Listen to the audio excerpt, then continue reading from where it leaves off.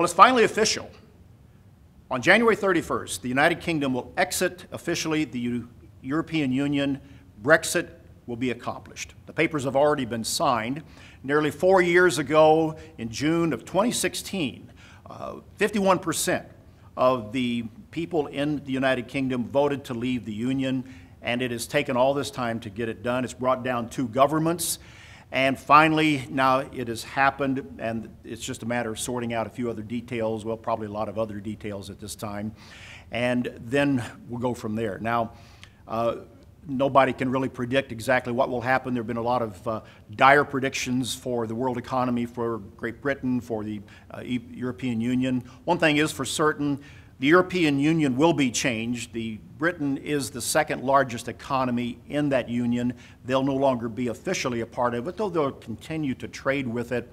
But the EU has other problems with nations like Hungary and Poland and even Italy. Italy is proposing to set up their own currency so that they can manage their particular financial problems on their own, and this would be separate from the euro.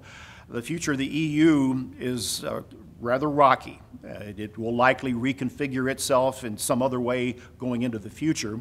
At the heart of this Brexit issue, and at the heart of even some of the ongoing problems with Europe, is this issue called identity and national identity. The heart of why the UK decided to come out is to maintain the integrity of their nationality and their own identity. In fact, this issue of nationalism is the driving issue of the moment in so many areas of the world, whether it's the United States, the Middle East, Latin America, or Europe. The idea of a sovereign nation maintaining its own identity apart from a larger multinational, supranational institution like the EU.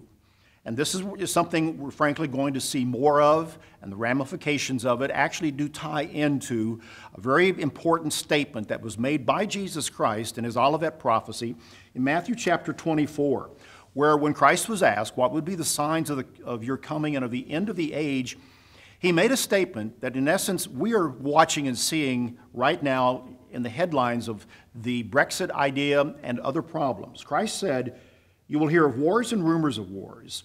See that you are not troubled, for all these things must come to pass.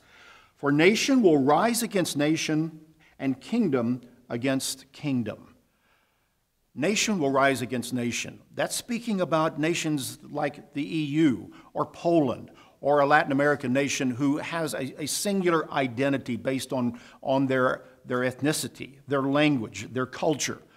The very things that are never really erased when it comes to joining something larger like the United Nations or the European Union.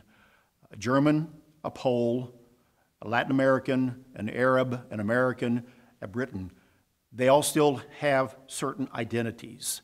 And history and the Bible shows that those endure.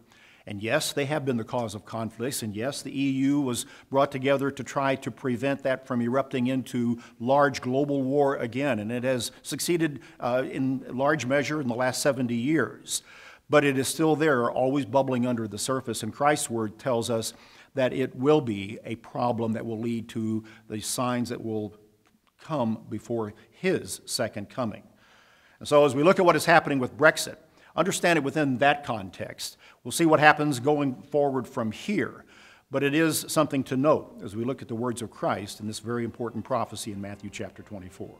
That's BT Daily. Join us next time.